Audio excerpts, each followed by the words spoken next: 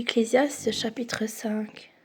Ne te presse pas d'ouvrir la bouche, et que ton cœur ne se hâte pas d'exprimer une parole devant Dieu. Car Dieu est au ciel et toi sur la terre, que tes paroles soient donc peu nombreuses.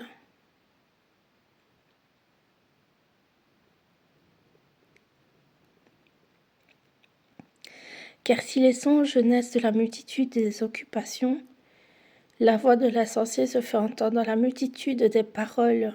Lorsque tu as fait un vœu à Dieu, ne tarde pas à l'accomplir, car il n'aime pas les insensés. Accomplis le vœu que tu as fait. Mieux vaut pour toi ne point faire de vœu que d'en faire un et de ne pas l'accomplir. Ne permets pas à ta bouche de faire pécher ta chair, et ne dis pas en présence de l'envoyé que c'est une inadvertance. Pourquoi Dieu s'irriterait-il de tes paroles et détruirait-il l'ouvrage de tes mains? Car s'il y a des vanités dans la multitude des songes, il y en a aussi dans beaucoup de paroles, c'est pourquoi crains Dieu. Si tu vois dans une province le pauvre opprimé et la violation du droit et de la justice, ne t'en étonne point, car un homme élevé est placé sous la surveillance d'un autre plus élevé, et au-dessus d'eux, il en est de plus élevé encore. Un avantage pour le pays à tous égards, c'est un roi honoré du pays.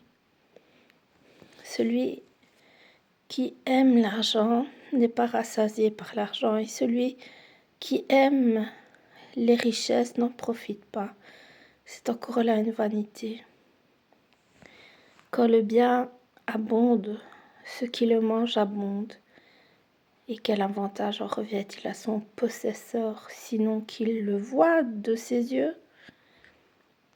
Le sommeil du travailleur est doux, qu'il ait peu ou beaucoup à manger, mais le rassasiement du riche ne le laisse pas dormir.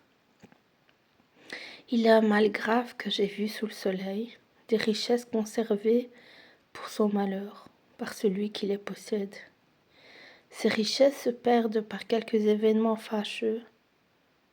Il a engendré un fils, et il ne resterait entre ses mains.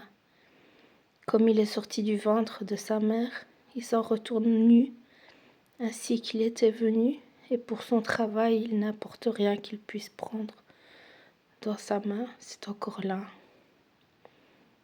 Un mal grave, il s'en va, comme il était venu, et quel avantage lui revient-il d'avoir travaillé pour du vent?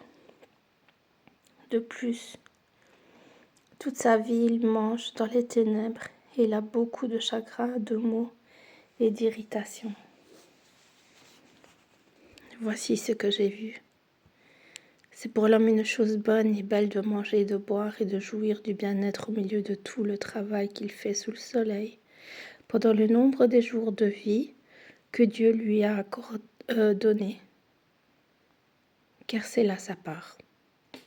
Mais si Dieu a donné à un homme des richesses et des biens, s'il a rendu maître d'en manger, d'en prendre sa part et de se réjouir au milieu de son travail, c'est là un don de Dieu, car il ne se souviendra pas beaucoup des jours de sa vie, parce que Dieu répand la joie dans son cœur.